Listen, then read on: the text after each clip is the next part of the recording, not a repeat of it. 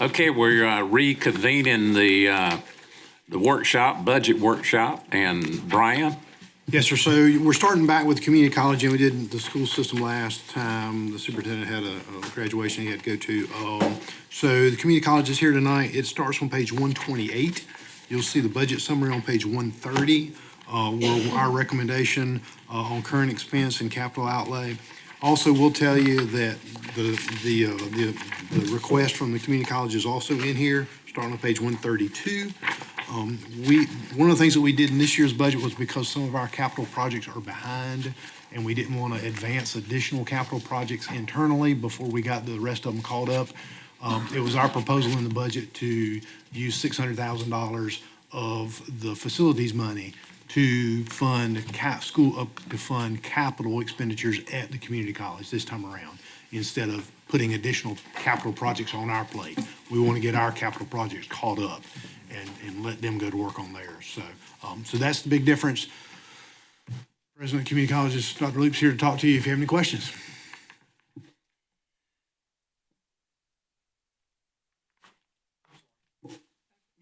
One more item. Commissioner Richard, you had some questions. Yeah. And I've got those. And one of your questions was related to the community college. And I did reach out to Dr. Loop about it. And he said he would discuss that tonight. So I was thinking that I guess we would get through maybe the community college, then I can answer your questions, if that's acceptable with the chairman. All right. Okay. Any, And also, Anita just hit me, I'm sorry. We also include $500,000 to fund Beaufort Promise in this year's budget.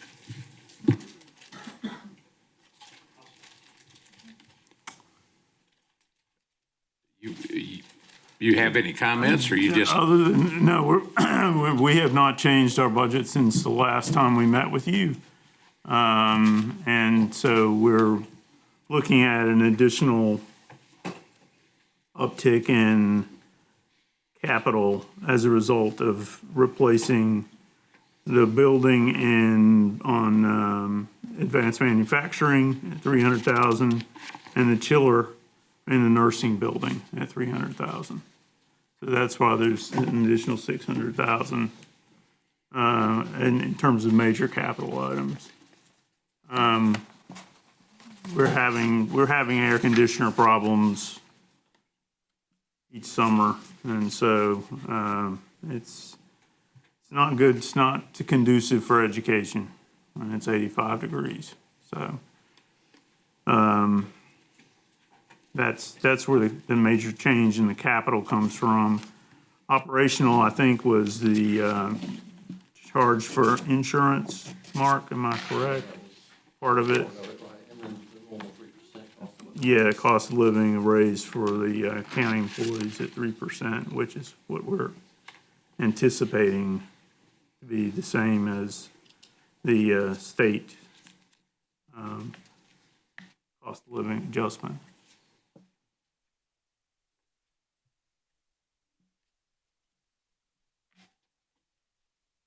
any additional items?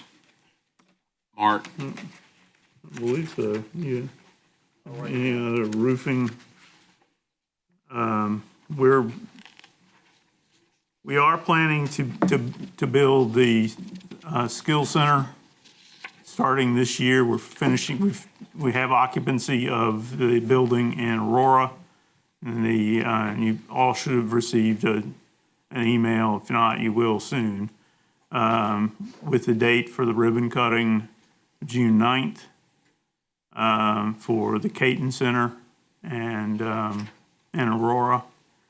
And then we will start on the Skilled Trade Center later this year after we Close out Aurora. Yeah, once we close out Aurora, and then we'll know how much money we have left and how much we can potentially use with skilled trades. And that will adjust, it will have to be adjusted by the architect as well. Yeah, Katie sent us the invitation for June the 9th. Yeah, for that's that. correct. Any questions as it relates to the budget for the community college? All right. The question that I had to do individually, with how much money is contributed by how many counties to the community college annually? Yeah. Well, you know how much comes from Beaufort County, but Hyde, Washington, and Terrell give a pittance in comparison because they're tiny and they have very little income. Terrell and Hyde are, of course, the smallest counties in the state by population. Hyde provides approximately $15,000 a year for the upkeep of the Davis Center in Engelhard, which is where we're located there, and we teach classes there, mostly continuing education. And so they pledge that, and any other changes that the facility there has to undergo has to be paid for by Hyde County as well. And same with Washington County and the Roper Center is at $17,760 for 25-26.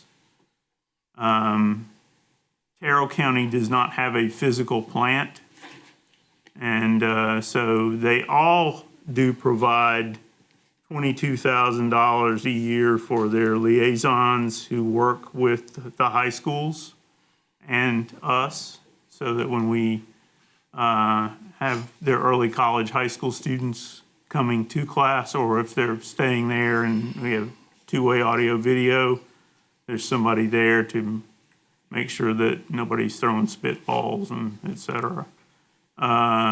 So that's each of the counties antes up. Well, Washington's just cut in half, but we pay half, they pay half. But we do not use money that's allocated for Beaufort County in the other counties with respect to scholarships in any way, shape, or form. And for that matter, operations in any other way, shape, or form other than gasoline, I suppose. We, at the end of the year, we'll charge that gasoline back to the state. Yeah, so the state pays for the gasoline to go to those three counties. We're on the road a lot. I mean, when you have 2,100 square miles, and a lot of it is done virtually or at a distance at the very least, we have to have a lot of cars and we have to have a lot of people on the road. And just to make sure that we manage it and that it's done well and in a quality way. Other questions? Well, I have I'm another sorry. question. The apparent anomaly with the interest on the Beaufort County Allied Health Building, it was like something like $220,000 of principal and $30,000 of interest. Yeah, it was a typo, and it should. I think it said 3.5%. It should be 2.17. And I've got all that. Okay, that's Yeah, fine. it It just looked unusual. You good? Anyone else? Well, thank you very much. Thank you. Appreciate your time. Appreciate your interest in the community college, and we think it's an asset for Beaufort County especially and for the whole region, so thank you. Thank you very much, Dr. Luke. And Mark? Mr. Chairman. Yes. So if it's appropriate, would you rather that I go ahead and address these questions Commissioner Richardson had from the last meeting? Or do you want to get through these and then do that at the end? I'm happy to do it either way. Let's,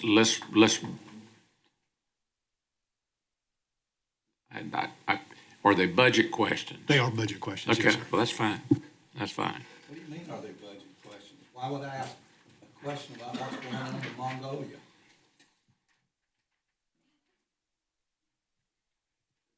Mongolian stomper. Well, this is a budget workshop. That's why I asked. Well, you shouldn't have to ask. Huh? Tell it a lot about yourself, Frank. Why don't we stick with the agenda? Right, that's what you should be doing. Okay. Brian? Sure. So thank you. So the first question, which I gave you two sheets, the first one, Commissioner Richardson was asking about the cost of the 2% COLA. So you'll see that what the 2% COLA associated with the general fund is $715,038. With the water enterprise fund, it's $42,599, and with the solid waste fund, it's $3,983. That's what the 2.5 COLA equates to in those funds. The second is the double-sided page. So the first question was how many people are housed in the health department in addition to the number of employees there? They have 7 people who are either contract employees that are using office space there. So there's 7 total. I think that's about the same as last year. Our contract employees, are these grant people or what? I think a little bit of both, they're doing work for us. They're under the grants that come through the health department. Some of their folks, we pay, there's a group, health group that we pay because that way we don't have an FTE. So they have 7 people there that are not FTEs for the county. On page number 2, it says, that was in animal services. It says the chart shows 6 and there are 4 positions. That's correct. There are actually only 4 positions there. That was an error in the org chart. I think Keegan we sent him something and it was not his fault. We should have reviewed that. How many fraud investigators are there in social services? There's 1, so we haven't had any increase. They're dedicated full-time to fraud investigation. That's my understanding from Lori, yes, sir. Same thing they've had. And then how much money does Beaufort County give BATS? So in the recommended budget this year, we're recommending $193,750. That is the same for the last probably 5 or 6 years.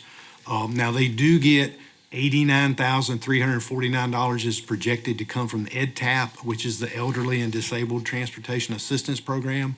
Those are state DHHS pass-through funds that go directly to them. And then there's $88,863 projected to come from the ROPE program, which is the Rural Operating Assistance Program, and that is a state DOT pass-through funds. Both of those funds are restricted for certain recipients. So usually it's folks who have dialysis and who are in need of assistance. Dr. Loop talked about the counties given to the community college. What we have in new cars is the sheriff's office has 21 vehicles. Those are coming through the enterprise program that y'all had already talked about and approved moving forward. EMS has 2 vehicles that they're replacing. They met with Enterprise, reviewed those vehicles because those are 2 vehicles that they use. Those aren't emergency, well, they are emergency response vehicles, but it's the vehicles, the SUVs they use, or trucks. They sat down with Enterprise, and based on the evaluation, it's better for us to just purchase those outright. Simply because we look after them, and we'll keep them a whole lot longer than the 5-year turnover that Enterprise is going to do for the sheriff's office. So it makes more sense for us to keep those. Environmental health has 1 vehicle, and we will evaluate that with Enterprise before it's bought. We've told all our departments don't buy anything until we have the opportunity to evaluate it. And then water has 2 vehicles, and we'll evaluate that with Enterprise as well. There are no trailers in the budget. The community college health building that we talked about, it's the interest rate is 2.13. It was refinanced in 2021. I think the chart shows 3.5%, so we missed that one, but we got that corrected. And then Commissioner Richardson, you said you wanted to address an alternative to the appreciation luncheon. Well, yeah, the appreciation luncheon is a fine thing, but it is usually held during December when everybody's busy to begin with, and not everybody attends, and we have problems having a big enough facility for everybody to be present at one time. Everybody's jammed up.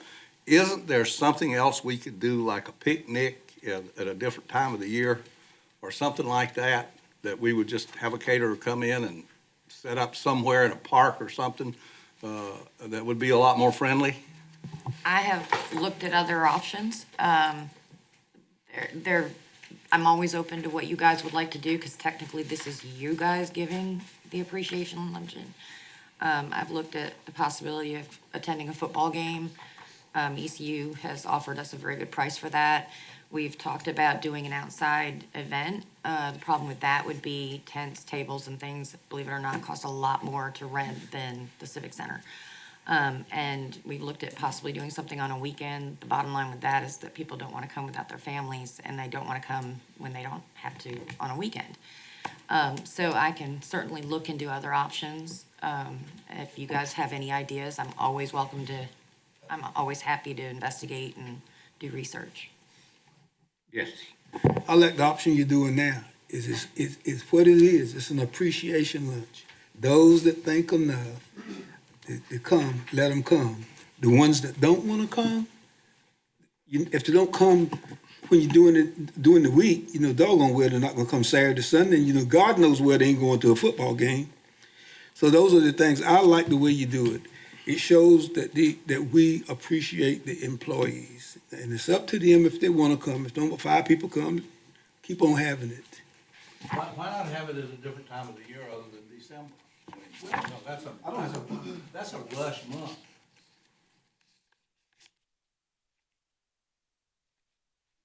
Break the blahs into February, for that matter. I don't, well, I started saying I don't have any problems with that. I won't be here. Okay, well, anyway, let's move on. So, yes, sir, absolutely. So, and I've got one more thing for you, just to acknowledge. You all received an email that Katie forwarded to you from someone asking about the COLA. And what I will tell you, in fact, Anita and I had this conversation a couple of weeks ago. So what I want to do is explain to the board and to other folks who may be listening about the 2.5% COLA that was proposed in the budget. So every year when we look at the budget, we go back and we look at the CPI for the last 12 months. We do that in March because that's when we're doing expenditures. We build our expenditure budget in March, and then we're finalizing our revenue side in April when the numbers are coming in. So in March, the best data that we can receive from the federal government is February, because they're a month behind. So when we looked at the CPI from February of 25 to February 26, last 12 months, it was 2.41%. And that's why there's a 2.5% recommendation in the budget for CPI, for a COLA. If you go to the latest information, and this email is exactly right. If you go to the latest information that came from the federal government, which if you look in May this month, you can look at April. You can look at April 25 to April 26. That CPI is 3.81. So yes, in the last 2 months, CPI has risen by 1.4%. Obviously, from the exact same things y'all were talking about at the last meeting, at your last solid waste meeting, oil prices, all the stuff that's going on in the world. So that's why there's a 2.5%. It was the best information we had at the time. Yes, the CPI is higher now. But I wanted to address that and just let y'all know that's where that came from. And we have seen in the last 10 years a negative figure. So I don't think anybody would want their salaries cut if that figure was like 1.5, a negative. So, all right, we're down to the sheriff's office. We start in the sheriff's office. The packet starts on page 49 in your book. You see on page 51, their recommended positions. There are no additional positions recommended, so they're at 109. They break out their org chart. The admin section starts on page 52. On page 53, you see the budget summary, the roll-up, and then the individual line items on page 54. And then moving forward, on page 55, you have the detention center with its roll-up on page 56, the individual line items on page 58, and then the 911 communications roll-up on page 60, and individual line items on page 62. What we traditionally, or what we have done with the sheriff's office in the last 2 years is we have taken care of whatever it took for them on their personnel and benefits, because as you recall, the way the board did several years ago, they put some additional budgetary control, ordinance control on the sheriff's office budget so that you have it you have it at a personnel and benefits, line item, or at the ordinance level, you have it at personnel and benefits, operating and capital. So, and then you have the FTE requirement that locks him in on the number of FTEs he has. So the additional control that the board has with that is they're not allowed to move money around between those functional areas unless the board approves it. So what we in the last couple of years have done is we've set his personnel, because he has his personnel and they are what they are, and we have to pay for that. So we have set his personnel and benefit costs at what they are and put that in the budget. And then we have looked at a CPI for his operating expenditures. So this year it was 2.5%. We adjusted his operating up by 2.5%. And then they went in internally and looked at their line items to figure out what they needed to do. And then capital was where we have historically been with them on their vehicle replacement. So.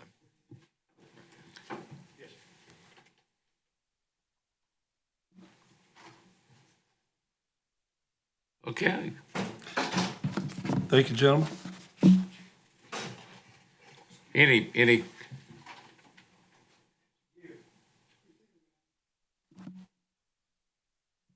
having problems with that door.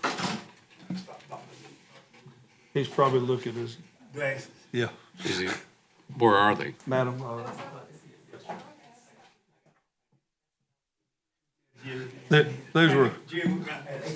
Those were Maui Jims. I trade. Oh man. You ain't kidding. He didn't realize until he got out and saw the sun. That's when I saw the Maui Jim. That's why I laid him. All right, gentlemen.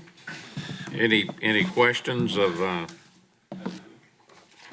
Just the sheriff? Thank you, gentlemen. I just want to say thank you for looking over. It's a complex budget, but it's purposeful and it's needed, and we appreciate it. And I want to always tell our men and women thank you for the service they give to Beaufort County. We are reducing crime and we're reducing fentanyl deaths and overdoses by being able to be operational as we are. So we appreciate it. We try to keep you informed as frequent and often. And anytime you feel like we're not, you just shoot me a text or a line and say, I want this. We're here. Thank you for your service, Mr. Thank you. to Beaufort County. It took me about a year to realize that you guys don't operate the sheriff's department. No, we all, It's the Sheriff's sheriff's Office. office. The previous, You've heard it before, I'm sure. yeah, but- oh yeah, I've used it. Every once in a while I'll slip up. But anyway, thank you. I think when Jerry and I were in, it was the sheriff's department. So my question is, did we take in consideration, your request from last month to increase in budget because of the increase of, people housed in the jail? Was that put into their budget for this upcoming year?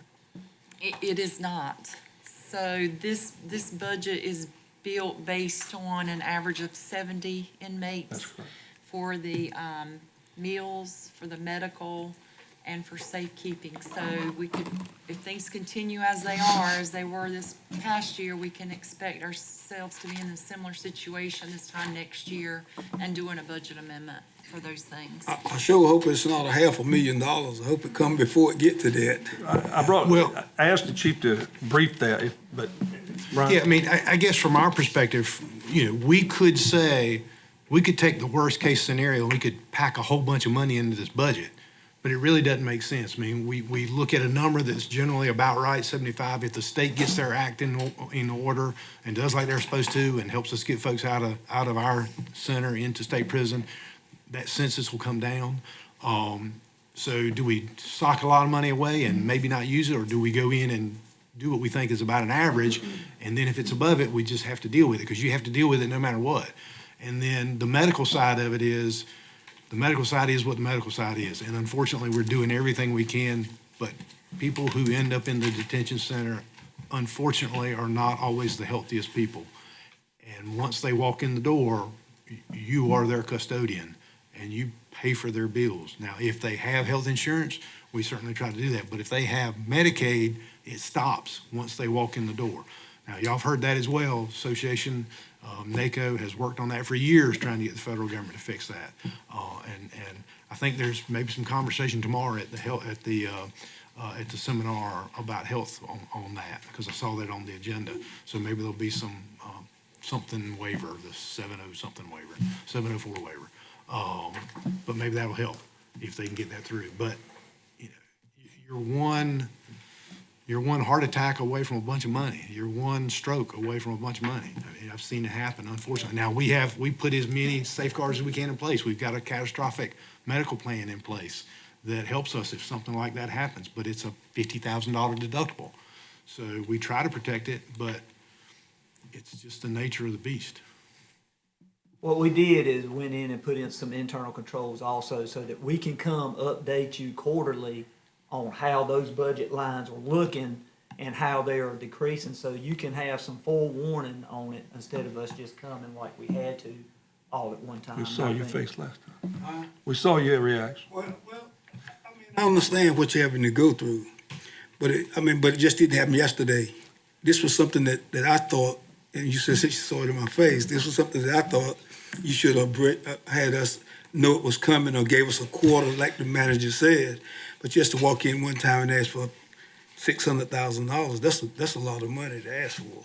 But it's not something that you've done now. And I agree, and I appreciate the county manager explaining it that way, because that's the way we approached it, and that's the way we were going with it, but we're gonna update you quarterly. You're gonna do that on a quarterly basis? Yes. Yes, sir. One more question. So I don't expect them to get steak and lobster, but how's this new meal plan working out with The food meals, coming? the meal plan is working just fine. Things, I mean, they're being fed, they're meeting the nourishment balance that they're getting. We're also gonna be seeking just always seeking cheaper and better and just being frugal as we can. So to answer that, we're always seeking the best price, and we're negotiating with them right now because our numbers, when our numbers go up, we're supposed to get a reduced cost. But we're waiting for Mr. Tom, and he's getting back with us on that.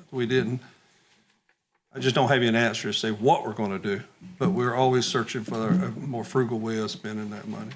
And you're not having problems about, I got a bigger piece of chicken than you got? Oh, no. Well, no, we're not having that issue. Chicken patties and. That's correct. They use a portioned spoon. They use the same chickens. I mean, everything's pretty balanced. A boneless piece of chicken. Boneless piece of chicken. Chickless piece of chicken. They've got a name for it, but it's got soy in it. But whatever you think, it's got a lot of soy in it. Yeah. Is that an alert? It is. It's an emergency alert that we got to attend to. Is it? So when you're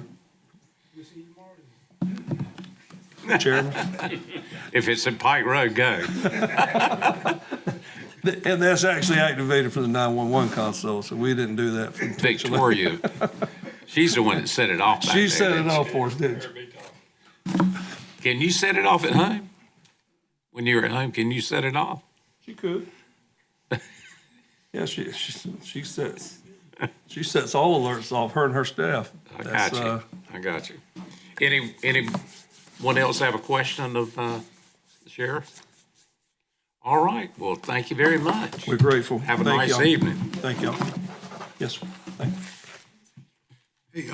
Mercy Management, page 64 is the start of that. The roll-up is on page 65, and then the line item detail is on page 67. You'll see on the roll-up that the budget this year, the recommended budget this year is below the revised budget. There's some capital in there that's not this time around. Again, personnel and benefits are a little stronger than normal. The operating's up slightly. So be happy to answer any questions you may have there.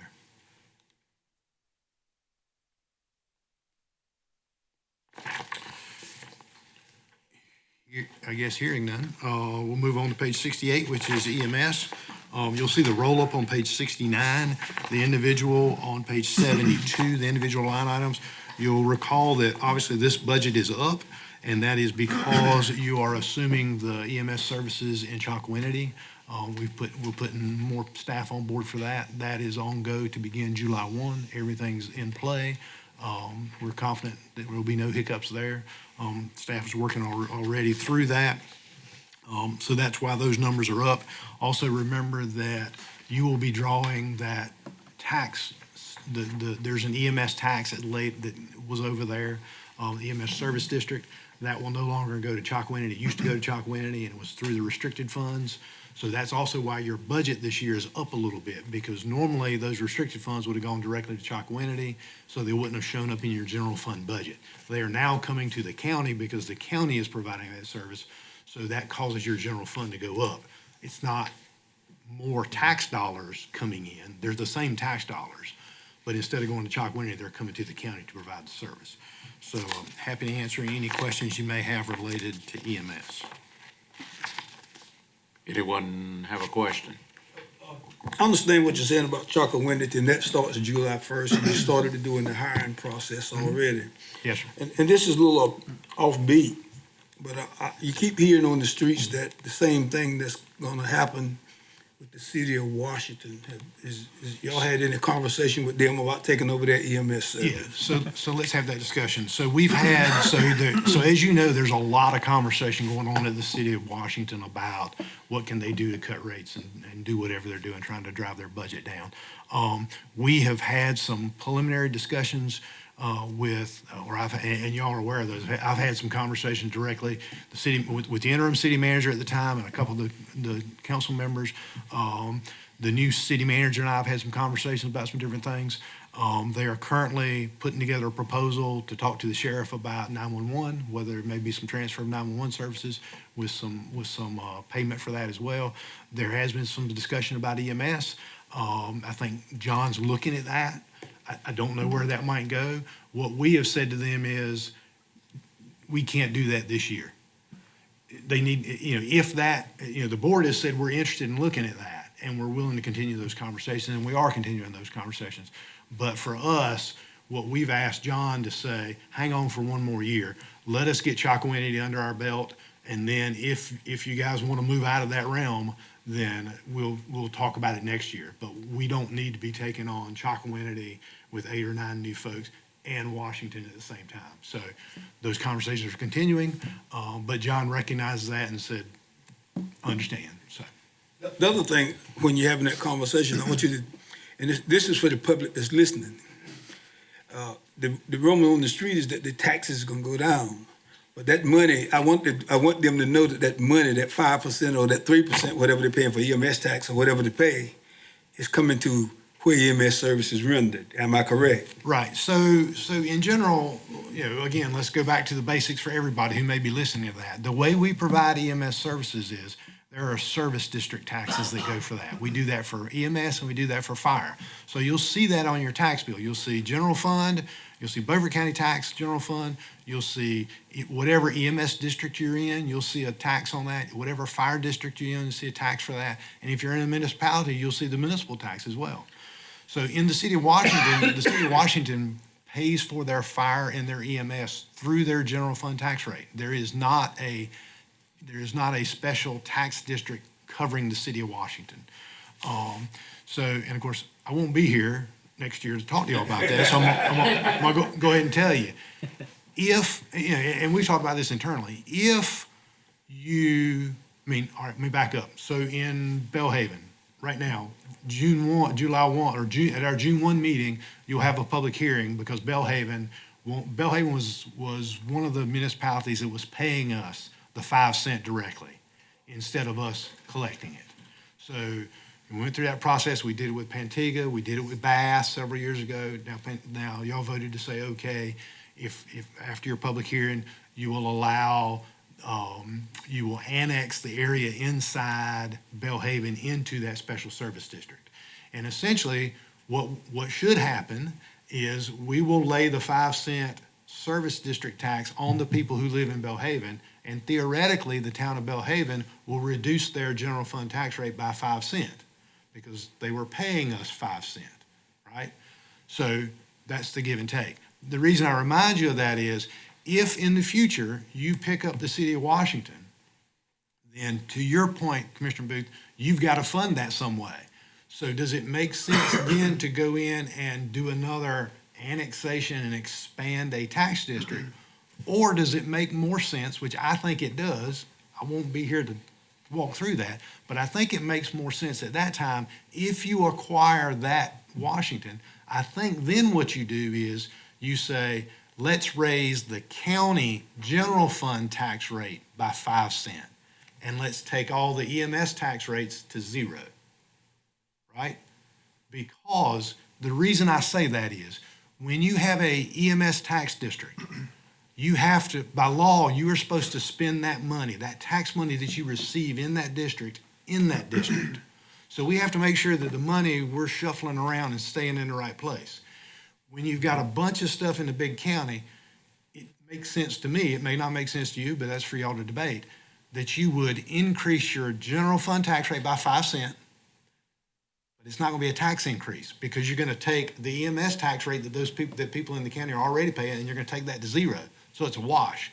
But then that allows you to not have to worry about, is there more money coming out of this tax district that's going to that tax district? Do I have to make sure the money flows around? So to me, that makes the most sense. It's not a tax increase. It's just changing the way it's applied. But that'll be a conversation you can have in a year or two if you ever pick up Washington. Okay. Any other question? Okay, so we didn't get to animal services. Page 74, animal services. The roll-up is on page 74. The individual lines are on page 76. You will see that their recommended budget is below what their revised budget was. Their operating budget is down some. Of course, again, personnel and benefits are a little bit stronger this year simply because of what we're having to deal with from the state. But overall, that budget is down from revised. Questions? Any question on animal service? Hearing none? We're good. So that takes you to page 78, forestry. As you're aware, this is a cost share program that we have with the Forestry Service. This year's recommended is $214,730. The revised budget, or the budget from last year was $229,414, so we're down a little bit. Again, that budget is kind of set upon what happens. So if there's a huge major forest fire in Beaufort County, that budget, we're gonna have to come back to you with a budget amendment on that. But if not, sometimes we walk away kind of easy sometimes. So that's what that one is. Any questions? We're good. Other emergency services, these are the roll-up, or not the roll-up, but the individual is on page 81.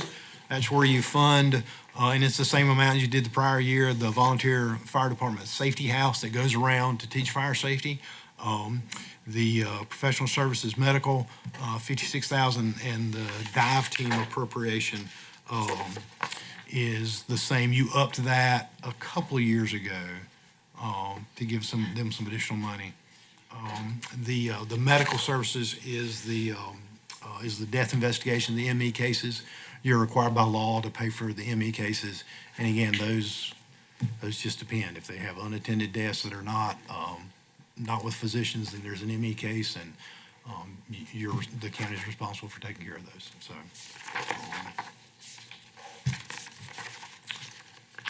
any questions on those? We're good. Then we have, Go into enterprise. well, actually, do you want to, have we talked about we haven't talked about the special revenue funds that are related to fire and EMS. Do you want to talk about those? 246. Those are just the funds that roll in from the tax districts.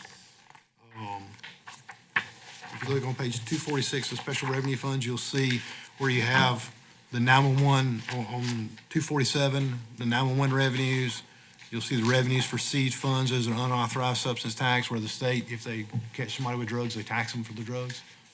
Didn't know if y'all were aware, you can actually go ahead and pay for your taxes on your drugs if you're selling drugs. You have stamps, they give you stamps. And of course,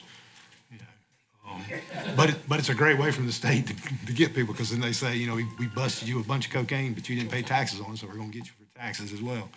But that money does come to the counties for that, and then with state seizures. Then you'll see the revenues for the fire taxes, Richland, Chalkwinity, North Side. Then you see the EMS tax district revenues. Those are the revenues that are coming in. Then you also see the tax revaluation fund. We talked a little bit about that, I think, before, where you have to estimate what your cost is for doing revaluation, set aside a certain amount each year based on what revaluation cycle you're in. You're in a 6-year cycle now, so you take that total amount divided by 6, set aside that each year. We have the Economic Development Fund. That is what we call the airport grant, essentially, where we are, you remember, y'all have dealt with that recently, where the 50% payment to the city for the airport. When the county got out of the airport business, it was a risk-reward agreement with the city. So if they grew the business out there, then they got the benefit of it. And then you renegotiated that over $100,000 and said anything above $100,000 in tax revenue, you split it 50-50. So that's where we show that money coming in, and then we send it out to them. You see the capital reserve, that's where we're bringing the funds in. Investment earnings, and transfer to the general fund. And then the HCC Health Community Care Block Grant, those are the funds from the state on aging, and Facilities Reserve and Healthcare Reserve Fund. Those are interest that we have and any loans that are being paid back. I think there is no loan. We've paid everything back. Y'all paid back the Health Reserve Fund. Is that right? Yes. And then if you move to page 249, then you'll get into the we're still in revenues. You have the EMS revenues, the transports, and the debt set off, the Medicaid payments, which we're not sure those are going to continue to be as strong as they have. And then you have the little small revenue funds. You remember several years ago, the state said you got to deal with these in a different way. You can't have, cooperative extensions just can't have a little checking account. DSS can't have just a small little representative payee checking account, so those all had to come back underneath us. So 4-H, cooperative extension, and DSS representative payee is under us. You've got the Beaufort Promise, where we show the $500,000 going to Beaufort Promise. Then you see the expenditures start. So this is the 911 expenditures, the Seas Fund expenditures, then the different tax fund where they're going back out to those fire departments. EMS, same way, going back out to those departments that are providing those services, and then the expenditures that lay out for the rest of them, like the airport grant, the payment to the city, and those kind of things. And then page 251, again, are all the expenditures that are related to other items that are restricted, EMS special revenue expenditures, and then all the others related to those special accounts that are set up, like for 4-H, cooperative extension, DSS.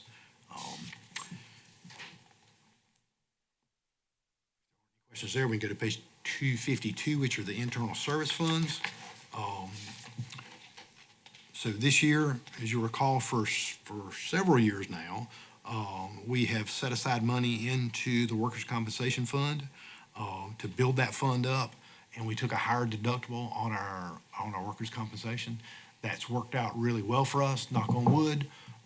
It's a combination of things. It's a combination of having a strong safety program, Jennifer working with our departments to really make sure our safety program is good. It's a culture of understanding that we want our folks to go home the way they came to work, safety-wise, and it's an opportunity where we took the higher deductible, so that when we do have claims, we're paying those ourselves, but we do have the stopgap coverage. So if we have a big claim, the stopgap is stepping in. And what we've been able to do is fund that program to the point where we don't need to fund it anymore right now. We've gotten it to the reserve amount where we think we need it to be. So that's been really well. And you see what we estimate. So we're not showing any payments coming from the general fund or the water fund into that. We're just showing investment earnings, and then we're showing what we anticipate on claims. So we've been pleased with that. Page 253 is the capital projects reserve, capital projects funds. That's where we're pulling money out. We talked about moving some of those funds over to the community college. And then we have 4 projects that are recommended here at $150,000 total. And that's to deal with the historic courthouse, BHM, where we've got some masonry repair. We need to fix that building. We got to fix the clock. And we got to work on the soffits and then repair the windows. So $150,000 out of that capital project is to essentially get that building back in decent shape. It's in pretty rough shape. But what we did not want to do is add a whole lot more projects. We wanted to catch up on some of our other projects that we have going on right now. So that's why we recommended taking 600 out of that and moving it toward the community college. So that, I think, takes care of everything in the general fund, and we can move to the enterprise funds. If there are no questions, I'm sorry, I was moving a little quick on that. Questions? Yeah. Okay. Page 233 is what I need to say. 233 takes you to the Water Services Fund. Again, this is enterprise fund that's designed to be like a business activity where fees are paying the full ride for that. This year, you'll see the recommended budget is $9.8 million.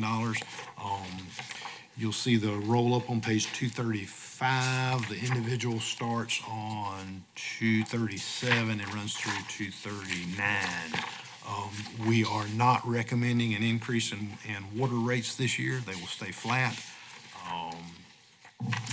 And small amount of capital.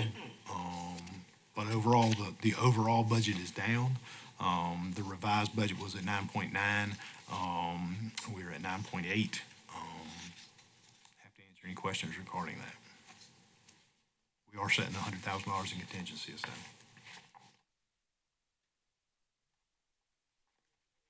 So we've reached that point where fees are the same for everybody? We did, I think, a couple years ago. Couple years ago. That was a 5-year project that y'all put in place to transition all those rates, because we had, at one time, the way the system was set up, because they were built under grants, so we had 7 districts and they had 7 different rates. So you could be living next door to your neighbor and be in a different district and paying a different rate.